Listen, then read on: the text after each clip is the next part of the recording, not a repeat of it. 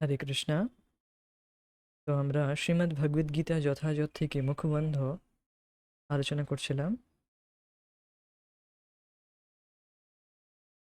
তো আমরা গত ক্লাসে আলোচনা করেছি যে আমাদের চেতনাকে শুদ্ধ করা কতটা গুরুত্বপূর্ণ। আর দ্বিতীয়ত, মুক্তি কি, মুক্তির ডেফিনেশন কি।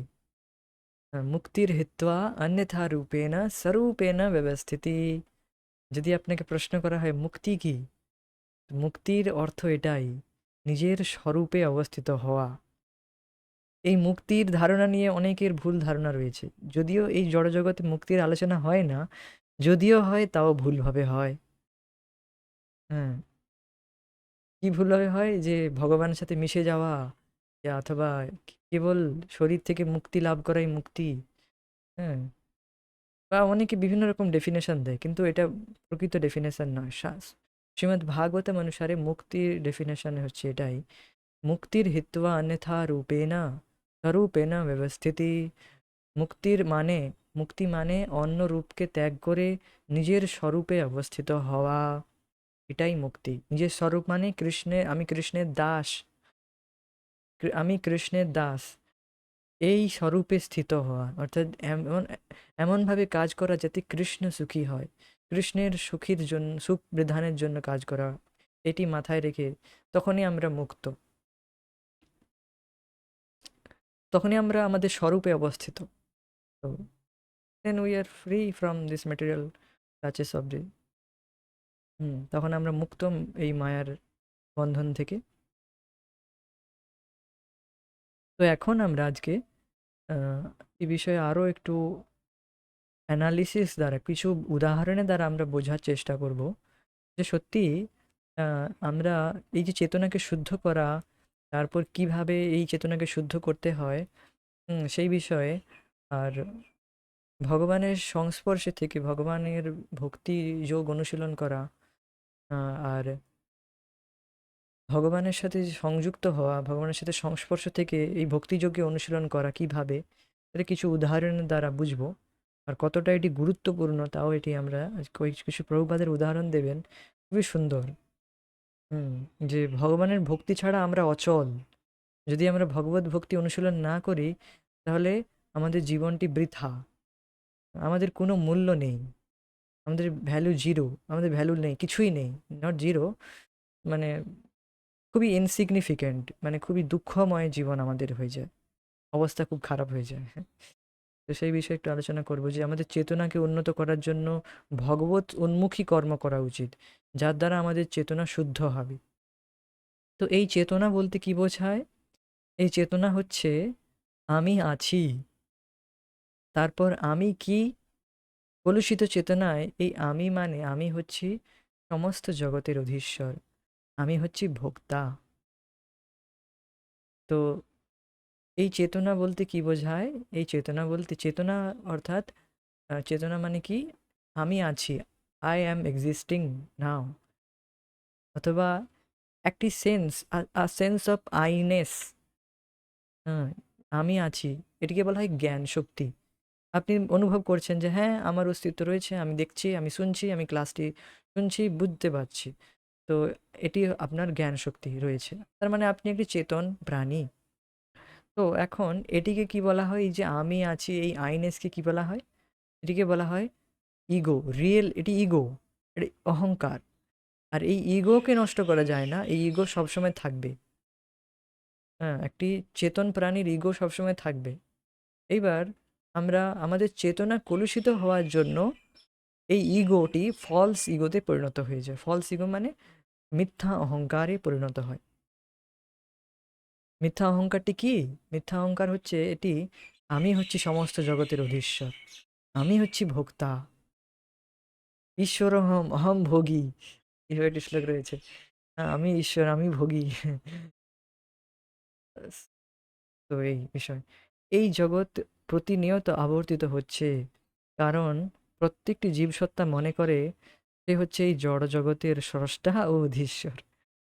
হ্যাঁ, সো এই চেতনা দূষিত হওয়ার জন্যই আমরা ভাবছি আমরা জগতের ভোক্তা, আমি জগতের অধীশ্বর, সমস্ত কিছু আমার অনুসারে চলা উচিত। তো কিন্তু প্রকৃতপক্ষে ব্যাপারটি অ্যানালিসিস করলে দেখলে বোঝা যায় যে সত্যি না, বাস্তবে আমি স্রষ্টা নয় বা আমি জগতের অধীশ্বর নয়, কিন্তু এই মিথ্যা অভিমান আমার মধ্যে আছে যে আমি জগতের নিয়ন্তা বা আমাকে কেন্দ্রে রাখা উচিত। আমাকে লোক সম্মান করুক, আমাকে সবাই হাইলাইটে রাখুক, হ্যাঁ? আমার আমার কথা আমাকে প্রশংসা করুক। এটুকু তো চাই। এটুকু তো মানুষ মনেই করে যে জগতে সবাই চায় না যে আমাকে সবাই প্রশংসা করুক, আমার ভালো কথা বলুক। তো এটি হচ্ছে এটি কলুষিত চেতনারই লক্ষণ, যে আমি কেন্দ্রে থাকতে চাই।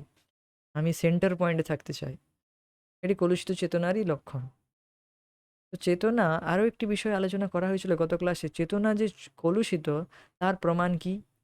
আমার যে চেতনা কলুষিত, হ্যাঁ, আমার চেতনা কলুষিত, আমার চেতনা নোংরা, আচ্ছা তোমার চেতনা তাহলে খুব শুদ্ধ না? এইভাবে অনেকে যদি বলে, আপনাকে আর্গুমেন্ট দেয়, তো তখন দেখুন আপনার চেতনা যে দূষিত তার, অর্থাৎ কলুষিত বা দূষিত যাই হোক, তার প্রমাণ কি? তার প্রমাণ এটাই যে জীবাত্মার ভগবানের অংশ, তার সেই অংশ হওয়ার জন্য তার স্বাভাবিক টেন্ডেন্সি অংশীর সেবা করা। তো এখন আমাদের ভগবানের সাথে কোনো সম্বন্ধ দূরের কথা, কিন্তু ভগবানের সাথে কোনো কোনো লেনাদেনা নেই। ভগবান নিজের ঘরে সুখী থাকুক, আমরা আমার ঘরে সুখী। সকালে তো নকুলদানা দিয়েছি না, বাতাসা নকুলদানা দিয়েছি, আর কি ভগবান আর কে তো চায়? তো মানুষের এইরকম ধারণা, ঠিক আছে ভগবানকে নকুলদানা বাতাসা দিয়েছি, ধূপ ধূপ দেখিয়েছি, ব্যাস এইটুকু, আরও কি? তো এটি হচ্ছে কলুষিত চেতনার লক্ষণ, যে ভগবানের প্রতি, ভগবানের সুখ দুঃখের প্রতি কোনো আমাদের আম যায় আসে না, পরোয়া করি না, আমরা নিরাশ থাকি। তো এটি কলুষিত চেতনার লক্ষণ। শুদ্ধ চেতনার লক্ষণ হচ্ছে সহজ প্রবৃত্তি আমাদের থাকবে ভগবৎ সেবায় নিযুক্ত হওয়ার। এটি শুদ্ধ চেতনার লক্ষণ। তো চেতনা দূষিত হওয়ার জন্যই আমরা মনে করছি যে আমি জগতের ভোক্তা, আ আমি ভোগ করব এইসব। আর দেখবেন যখন আপনি সাধক যারা সাধনা করছে, তাদেরও চেতনা যখন কখনো, কখনো ডিস্টার্ব হয়ে যায়, সো কখনো হয়ে যায়, তখন দেখবেন ভগবানের প্রতি সেরকম যে সহজ একটা ভালো উৎসাহ ছিল, সেই উৎসাহটা কমে গিয়েছে। আ বা মনে হচ্ছে যেন আ ঠিক আছে, ভগবানের ভক্তিও ঠিক আছে, আমারটাও একটু হওয়া উচিত। আমার ডিমান্ডটাও পূর্ণ হওয়া উচিত। ভগবানের ভক্তি ঠিক আছে, করা যাবে। ভালো, সবই ভালো। আমারটাও তো আমারটাও তো গুরুত্বপূর্ণ। আমারও একটু ভোগ ইচ্ছা রয়েছে। সেটাও একটু পূর্ণ হোক। ভগবান ঠিক আছে, ভগবানেরটাও করছি। আমারটাও হোক। এটি হচ্ছে কলুষিত চেতনার লক্ষণ বাস্তবে। অনেকে বলে না যে, "ঠিক আছে এখন ভোগ করে নাও। তারপর তারপর যোগ করবে। এখন ভোগ করে নাও। তারপরে তারপর তুমি আ ইন্দ্রিয় সংযম করবে।" এটি ভুল কথা। কি এখন ভোগ করে নাও, পরে তারপর যোগ করবে, অর্থাৎ যোগ মিন্স আ ইন্দ্রিয় সংযম করবে। এ অতটা সংযত নয়। তাকে বোঝা উচিত এই ভোগ বিষয় থেকে সে অনাদিকাল ধরে দুঃখই পেয়েছে। সো আর তার ভোগ বিষয়ে প্রবৃত্ত হওয়া উচিত নয়। বুদ্ধির দ্বারা তাকে সেগুলো ডিনাই করা উচিত। সেগুলোকে অ্যা অস্বীকার করা উচিত তার। হুম, বুদ্ধির দ্বারা। মন তো চাইবে সেই সমস্ত বিষয়ে ভোগ করার। কারণ সেই অনাদিকাল ধরে সে জীব তারই আদি, মানে অভ্যস্ত। তো মন তো চাইবে। কলুষিত চেতনার জন্য মন তো ঐদিকেই যাবে, যে ভোগ করার জন্য। হুম, আহার, নিদ্রা, ভয়, মৈথুন। আর কি বলবো এই বিষয়ে? তো এইদিকে তো মন যাবেই। তাকে আরো প্রোৎসাহন দেওয়া, তাকে হুম, আরো উৎসাহ দেওয়া, তাকে আরো গায়ে হাত বোলানো যাকে বলা হয়। আরে ঠিক আছে বাবা, এইসব ভোগ-টোগ চলে। এসব এখন ভোগ করে নাও, পরে যোগ করবে। এইসব কথা একদম ভুল, একদম ভুল। তাকে আরো প্রশ্রয় দেওয়া হচ্ছে যে তুমি ভোগ করো। This is total nonsense. Actually এটি কেন আমি এখন বলছি? কারণ আমি কালকেই এই সমস্ত বিষয়ে শুনেছি, তো আমার খুব খারাপ লাগলো বিষয়গুলো। কি কথা বলছে এরা? ভোগ করো এখন, তারপরে আবার ভক্তি করবে, মানে ইন্দ্রিয় সংযম করবে। This is all nonsense. যারা, সে ব্রহ্মচারী হোক আর গৃহস্থ হোক, সবার ইন্দ্রিয় সংযম প্রয়োজন। ইন্দ্রিয় সংযম না করে আমার চেতনা কখনো শুদ্ধ হবে না। সো চেতনাকে শুদ্ধ করার জন্য অবশ্যই ইন্দ্রিয় সংযম করতে হবে। এই জগৎ প্রতিনিয়ত আবর্তিত হচ্ছে কারণ প্রত্যেকটি জীবসত্তা মনে করে যে সে হচ্ছে এই জড়জগতের স্রষ্টা অধীশ্বর। এই জগৎ আবর্তিত হচ্ছে মানে এই জগতে সে বারবার আবর্তিত হচ্ছে সেই জীব। বারবার জন্ম মৃত্যু জরা ব্যাধি দুঃখ দোষানুদর্শনম, এইভাবে বারবার সে মানে এই জগতের মধ্যে আটকে রয়েছে। কেন? কারণ সে মনে করছে আমি স্রষ্টা, আমি এই অধীশ্বর। হুম। সে এইটা বিষয়ে প্রভুপাদ বলেন যে স্ত্রী হোক আর পুরুষ হোক, স্ত্রী শরীরে রয়েছে আর কিন্তু পুরুষের মতো মনে করছে যে আমিও, আমি পুরুষের মতো ভোগ করার চেষ্টা করছে। আর পুরুষ সে শরীরে রয়েছে কিন্তু সে প্রকৃতপক্ষে পুরুষ নয়, সেও স্ত্রী, সে হচ্ছে শক্তি ভগবান, সে প্রকৃতি, সে ভগবানের শক্তি। তো সেও একটি ইলিউশনের মধ্যে রয়েছে, মায়ের রয়েছে সে আমি অধীশ্বর, আমি ভোক্তা, আমাকে সুখী করা উচিত। হ্যাঁ, পরিবারের লোকের সবার উচিত আমি মালিক, আমি মালিক। মালিককে সন্তুষ্ট করছে না এরা। বা বাড়ির গৃহিণীরা বলে আমার মালিক চলে এলো, কর্তাকে জিজ্ঞাসা করি তারপরে কিছু ডোনেশন দেওয়া হবে, কর্তাবাবুকে জিজ্ঞেস করি তারপর কিছু পয়সা ভগবানের জন্য কিছু ডোনেশন দেওয়া হবে কিনা সে বিষয়ে চিন্তা করা হবে, কর্তাবাবু আসুক। তো সেখানে কর্তা ভাবছে না তারপরে স্বামী হচ্ছে কর্তা, কিন্তু প্রকৃত কর্তা যে কে, কর্তা হচ্ছে ভগবান। এই বিষয়ে তো কোনো জ্ঞান নেই। তো এটি, এই যে জ্ঞান না থাকার জন্যই তাকে বারবার এই জগতে ঘুরে বেড়াতে হচ্ছে। হুম। তো জড় চেতনার দুটি প্রকাশ হয়।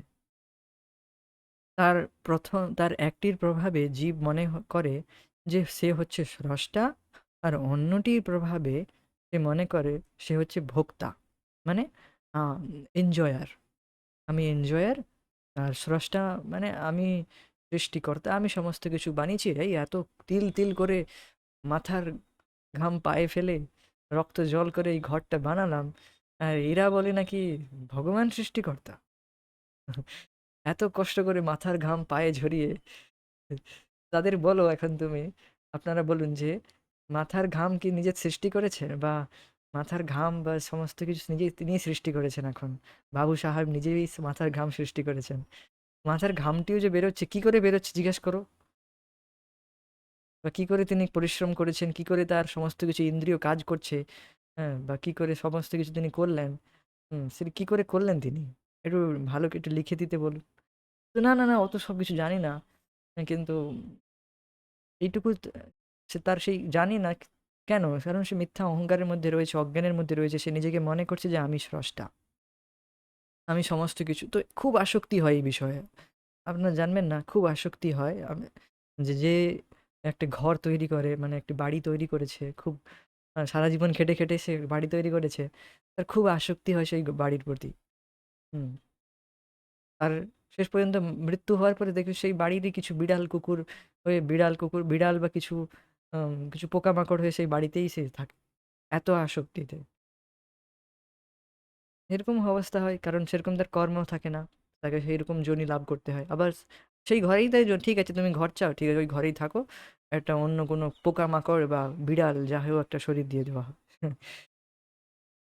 এই হচ্ছে বিষয়। আবার তাকে সেই সেই ঘরের মধ্যেই থাকে সে। এরকম দেখবেন অনেক বিড়াল কুকুর আপনার ঘরের মধ্যেই থাকতে চায়, সে কোথাও যেতে চায় না, তাড়িয়ে দেবেন তবু চলে আসবে। আমি এরকম দেখেছি আমার পুরনো গ্রামের বাড়িতে, এরকম দেখেছি কয়েকটি বিড়াল এইভাবে থাকতো, যেতেই চাইতো না। তো এরা সমস্ত এই সব এরই লক্ষণ, যেটা পূর্বজন্মের সব আসক্ত ছিল এই ঘরের প্রতি। কিন্তু প্রকৃতপক্ষে পরমেশ্বর ভগবানই হচ্ছেন সবকিছু স্রষ্টা ও ভোক্তা। আর জীব ভগবানের অপরিহার্য অংশ হওয়ার ফলে সে স্রষ্টাও নয়, ভোক্তাও নয়, সে হচ্ছে সহায়ক। সে হচ্ছে কি, where is my pen? সে হচ্ছে সহায়ক, ইজ এ কোঅপারেটর। হ্যাঁ, বাই কোঅপারেশন এনজয়, এটা বলা হবে। সে হচ্ছে সৃষ্ট ও ভোগ্য। হুম। তো জীব কি, জীব হচ্ছে সহায়ক, জীব ভোক্তা নয়, সে স্রষ্টা, he is not neither creator নর আ এনজয়ার। সে না তো স্রষ্টা না তো ভোক্তা, জীব হচ্ছে সহায়ক মানে কোঅপারেটর। তো এইবার এখন উদাহরণ দেওয়া হবে, অনেক খুব সুন্দর উদাহরণ এখানে প্রস্তুত করা হয়েছে, দেওয়া হয়েছে। যে কিভাবে জীব সহায়ক হয়, আমরা কিভাবে ভগবানের সহায়ক হয়ে সুখ লাভ করতে পারি। তো দেখুন, এনজয় করা অর্থাৎ সুখ লাভ করাটা কোনো প্রবলেম নয়, ডিনায়েড নয়, অস্বীকৃত নয়। অনেকে এটি ভুল বুঝে নেয়। এরা যারা ভক্তি করছে এদের জীবনে কোনো সুখই নেই, এদের জীবন তো শুকনো, শুষ্ক। কিন্তু তা নয়। এই শুষ্ক, এই বিষয়টি আজকে আমরা আলোচনা করছিলাম বিষয়টি। হ্যাঁ, শুষ্ক কাদের লাগে? যাদের চেতনা কলুষিত, তাদের মনে হয় এটি শুষ্ক। এটি শুষ্ক নয়। তো এই তো এটি বলা হচ্ছে যে এখানে যে আনন্দ অনুভব করা, সুখ অনুভব করাটা জীবের স্বাভাবিক প্রবৃত্তি। আনন্দময়াভ্যাসাৎ। ভগবান হচ্ছেন আনন্দময় আর তার অংশ আমরা। এই জন্য আমাদের স্বাভাবিক প্রবৃত্তি আনন্দে থাকা। তো এখন একটি কলুষিত চেতনার জন্য আমরা সেই আনন্দকে ত্যাগ করে দুঃখের পিছনে ছুটছি। যেখানে কেবল দুঃখ রয়েছে, সুখের লেশ মাত্র নেই। তাকেই মনে করছি খুব সুখ, খুব সুখ। তো এই জন্য আমরা দুঃখ ভোগ্য করছি। তো এখন আমাদের উচিত যে ভগবানের আমরা অংশ এটি বুঝে তাকে সহায়ক করা, তাকে সুখ দেওয়া, তাকে অ্যাসিস্ট করা, সুখ দিতে সাহায্য করা। আর সমস্ত পরিবারের যত জীবাত্মা আমার সম্বন্ধে রয়েছে, আত্মীয় সম্বন্ধে, তাদের সবাইকে এই সহায়ক হয়ে অ্যাসিস্ট করা, ভগবানের সুখ প্রীতিবিধানের জন্য তাদেরকে কাজে লাগানো, তাদেরকে সঠিক জায়গায় তাদের উপয়োগ করা, তাদেরকে সেই সেবাতে নিয়োগ করা, যে তোমরাও ভগবানের সেবা করো, তোমরাও সুখী হবে। তো এটি আমরা কয়েকটি উদাহরণ দ্বারা আমরা এখানে বুঝবো। আসলে প্রভুপাদজি খুব সুন্দর উদাহরণ দিচ্ছেন। তো উদাহরণ স্বরূপ বলা যেতে পারে কি, একটি যন্ত্রের একটি অংশ যেমন সমগ্র যন্ত্রটির পরিচালনায় সহযোগিতা করে, ঠিক তেমনি ভগবানের অংশ হওয়ার ফলে জীবের একমাত্র কর্তব্য হচ্ছে ভগবানের কাজে সর্বতোভাবে সহযোগিতা করা। নেক্সট উদাহরণ, হাত, পা, চোখ, মুখ আদি হচ্ছে, একটা একটা উদাহরণ বোঝার চেষ্টা করি না, নেক্সট পরের উদাহরণ আলোচনা করব। তো ফার্স্ট উদাহরণ খুবই সুন্দর দিয়েছেন এখানে ছিল প্রভুপাদজি, যে একটি যন্ত্রের একটি অংশ যেমন সমগ্র যন্ত্রটি পরিচালনায় সহযোগিতা করে, ঠিক তেমনি ভগবানের অংশ হওয়ার ফলে জীবের একমাত্র কর্তব্য ভগবানের কাজে সর্বতোভাবে সহযোগিতা করা। তো এটি ছিল প্রভুপাদজি, তিনি এরোপ্লেন এবং নাট বোল্টের সহিত উদাহরণটা দেন, যে যখন এরো এরোপ্লেন একটি এরোপ্লেন নাট বোল্ট অন্যান্য কল পুর্জ দ্বারা গঠিত। তো সেই নাট বোল্টটি বা সেই কলপুর্জা যাই বলুন, সেই অংশটি যদি রাস্তায় পড়ে থাকে বা কোথাও পড়ে থাকে, তার কি মূল্য থাকে? তার কি কোনো মূল্য থাকে? তো উত্তর হবে না, তার কোনো মূল্য থাকে না। আর সেই নাট বোল্ট বা সেই এরোপ্লেনের জাহাজের কোনো একটি ছোট্ট অংশ সেই জাহাজের সঙ্গে যুক্ত থাকে, কত উঁচায় উড়ে, কত উঁচায় উড়ে মেঘের ওপারে চলে যায় একদম। হ্যাঁ, কতটা তার মূল্য হয়ে যায়। তাকেও তখন এরোপ্লেন বলা হয়। তার তার আ ব্যক্তিত্ব থাকে অবশ্যই, কিন্তু সে এরোপ্লেনের সাথে সেইরকম উঁচুতে উড়তে থাকে। হুম। তো আসলে প্রভুপাদজি বলেন যে, "ডোন্ট বি ইউজলেস।" ইউজলেস মানে বেকার হও না। হুম, আজকাল সমাজে খুব, খুব অ্যাডভার্টাইজমেন্ট চলে। বেকারত্ব দূর করো। আপনি বেকার আছেন? এই করুন, ওই করুন। তারা বাস্তবে অতটা কিছু কাজের কিছু দিচ্ছে না। প্রকৃতভাবে জীব ইউজলেস যতক্ষণ না সে আ জি সিগনিফিক্যান্ট, তাৎপর্যপূর্ণ ভগবানের সাথে সে যুক্ত না হচ্ছে, সহযোগিতা করছে না, ততক্ষণ সে ইউজলেস। যদিও এই জগতে কিছু সম্মান প্রাপ্ত করে নিলেও তা সাময়িক, কিছু সময় পর সব কেড়ে নেওয়া হবে। সে যদিও প্রাইম মিনিস্টার হয়ে যাক বা রাষ্ট্রপতি হয়ে যাক, সে যদি সেই আ এইরকমই কাজ করতে থাকে, ভগবানের সাথে সহযোগিতা না করে, তো হি ইজ টোটালি ইউজলেস। সে পুরোপুরি ইউজলেস, আর কিছু না। তার কোনো মূল্যই থাকে না বাস্তবে, বাহ্যিকভাবে দেখা গেলেও। তো এটি খুবই সুন্দর উদাহরণ প্রভুপাদ যে দিয়েছেন, যে আমাদের কেবল যেন তেন প্রকারে ভগবানের সেবায় যুক্ত থাকতে হয়। তবেই আমাদের কিছু মূল্য থাকে বাস্তবে, নাহলে কোনো মূল্য নেই। তো এটি একটি উদাহরণ দেওয়া হয়েছে। নেক্সট উদাহরণ খুব সুন্দর। হাত, পা, চোখ, মুখ আদি হচ্ছে দেহের অংশ, কিন্তু তারা কখনোই ভোক্তা নয়। ভোক্তা হচ্ছে উদর।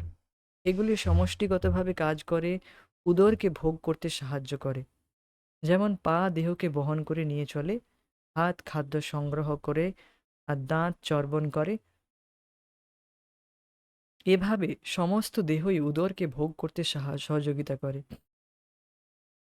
উদরকে আনন্দ উপভোগ করতে সহযোগিতা করে। কারণ উদর তুষ্ট হলে সমস্ত দেহ পুষ্ট হয়।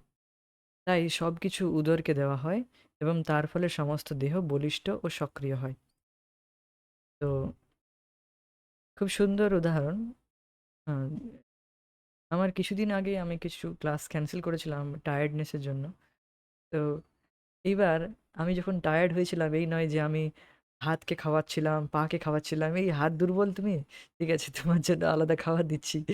পা দুর্বল বা পিঠ শরীরে ব্যথা করছে অমুক জায়গায়, আমি সেখানে কোনো রকম লেপন লাগাচ্ছিলাম বা ভিটামিন B12 লাগাচ্ছিলাম, যা কিছু না, এ সমস্ত কিছুই করিনি।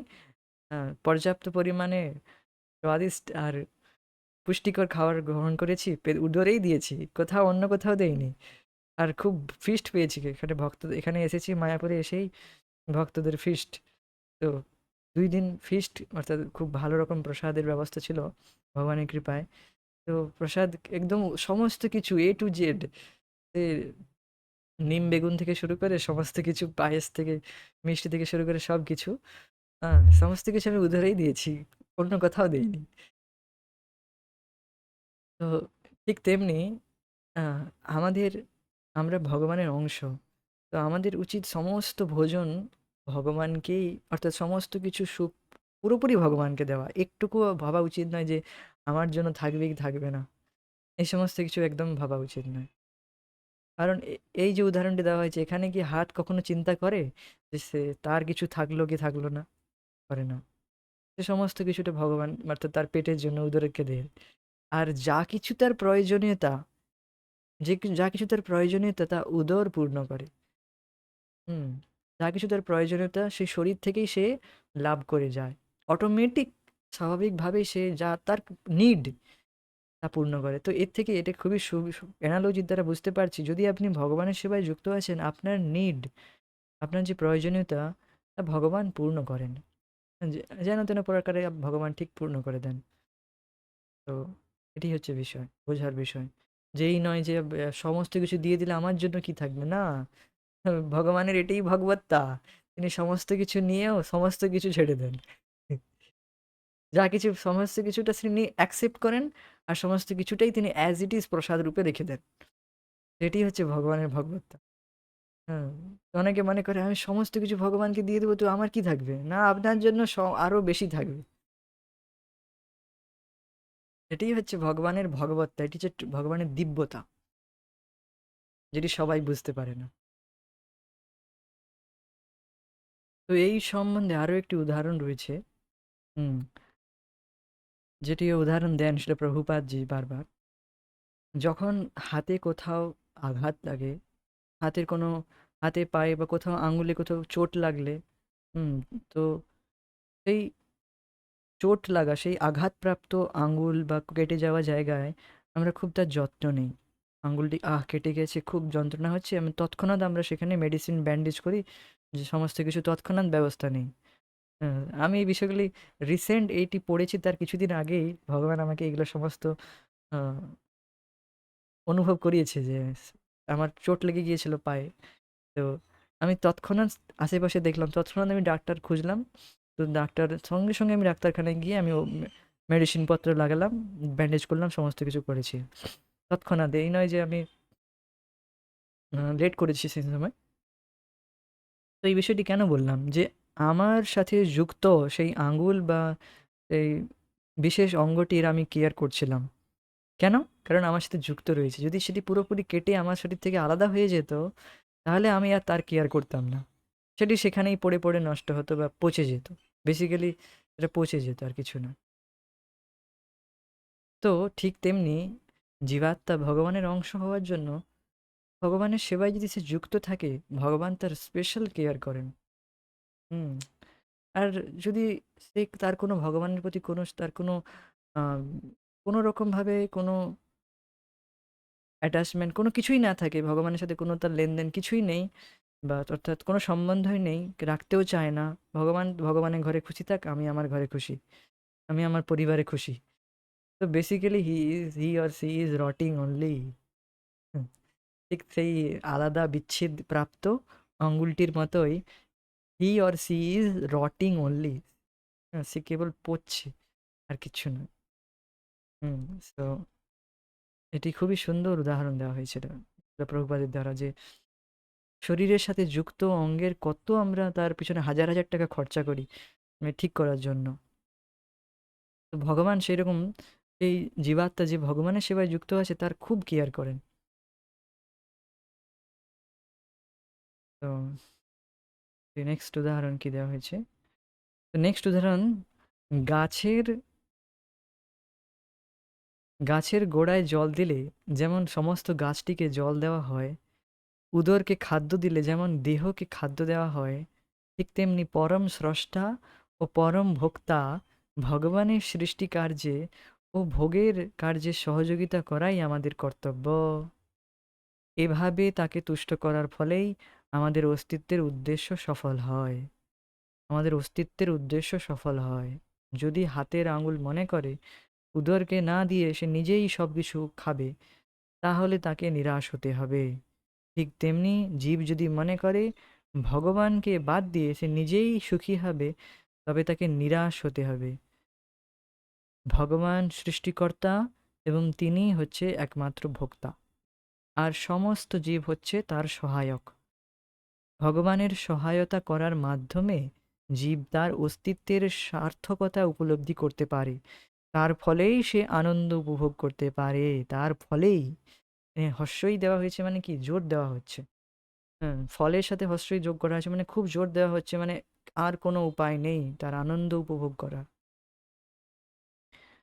তো by cooperation living entity enjoy, তো কেবলমাত্র সহযোগিতার দ্বারাই আমরা উপভোগ করতে পারি। তো এটি উদাহরণ দেওয়া হয়েছে কি ভাই, উদাহরণ গাছের গোড়ায় জল দিলে যেমন গাছটি পুরোপুরি তরতাজা হয়ে যায়, তার ডালপালা, তার পাতায়, শাখা প্রশাখা সমস্ত কিছুতে অটোমেটিক জল পৌঁছে যায়, আলাদা করে আমাদের দিতে হবে না। এই পশ্চিমবঙ্গে খুব এই বিষয়ে একটি ভুল ধারণা রয়েছে, যে আমি অমুক দেবদেবতার পুজো করি, অমুক দেবদেবীকে যদি পূজা না করি তাহলে আমার মানত কিভাবে পূর্ণ হবে, আমার আমার যে ইচ্ছা রয়েছে সে কিভাবে পূর্ণ হবে, বা অমুক দেবদেবী তো রুষ্ট হয়ে যাবেন।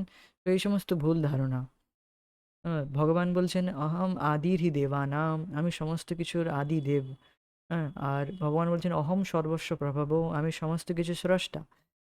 তো ভগবান খুব ক্লিয়ার করে দিচ্ছেন, এই নয় যে ভগবান অন্য দেবদেবী রুষ্ট হয়ে যাবেন, তা নয়।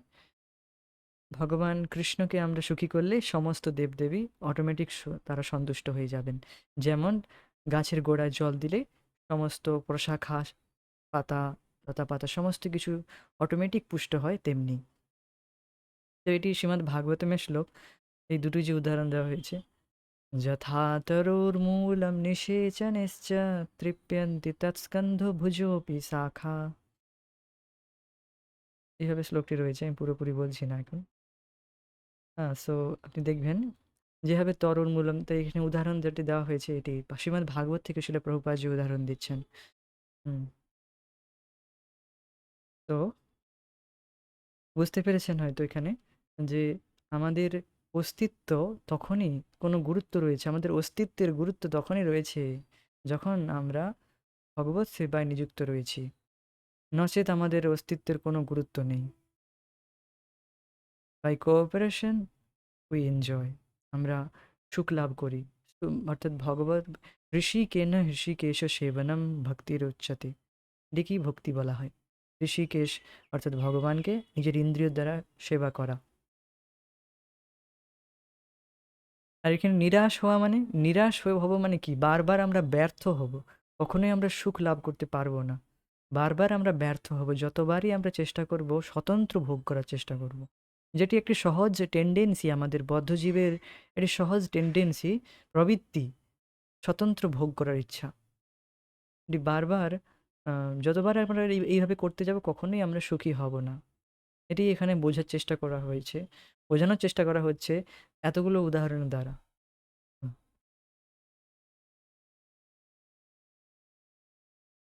তো এইভাবে আমরা আমাদের অস্তিত্বের সার্থকতা উপলব্ধি করতে পারি। তো ভগবানের সঙ্গে জীবের সম্পর্ক হচ্ছে প্রভু ও ভৃত্যের সম্পর্ক। প্রভু যদি সম্পূর্ণ সন্তুষ্ট হয় তবে ভৃত্যও সন্তুষ্ট হয়। এই রকম পরমেশ্বর ভগবানকে সন্তুষ্ট করা উচিত। যদি সৃষ্টিকর্তা হওয়ার প্রবণতা এবং জড়জগতের উপভোগের প্রবণতা জীবের মধ্যে রয়েছে, যদিও রয়েছে, কেননা প্রকাশমান জগতের সৃষ্টিকর্তা পরমেশ্বর ভগবানের মধ্যে এই একই প্রবণতা বিদ্যমান। তো যদিও সেটি রয়েছে, কিন্তু কেন রয়েছে এই প্রবণতা? ভগবানের অংশ হওয়ার জন্য সেই প্রবণতা রয়েছে, এই জগৎকে কন্ট্রোল করার জন্য। আমরা সার্টেন পয়েন্টে কিছু একটি মাত্রায়, কিছুটি সীমায় নিয়ন্তা হলেও পরম নিয়ন্তা নয়, এটি বুঝে। আর এটি বুঝতে হবে যে আমরা ভগবানের অংশ, ভগবানকে সুখী করার দ্বারাই আমরা সুখী হব। তো এটি বেসিক্যালি এখানে বোঝার বিষয়। না, we will stop it here, আমরা এখানেই থেমে যাব। পরবর্তী বিষয়ে আমরা পরবর্তী ক্লাসে আলোচনা করব। হরে কৃষ্ণ। জয় শিল প্রভুপাদ, নিতাই গৌর প্রেমানন্দী। Thank you so much, thank you for joining us.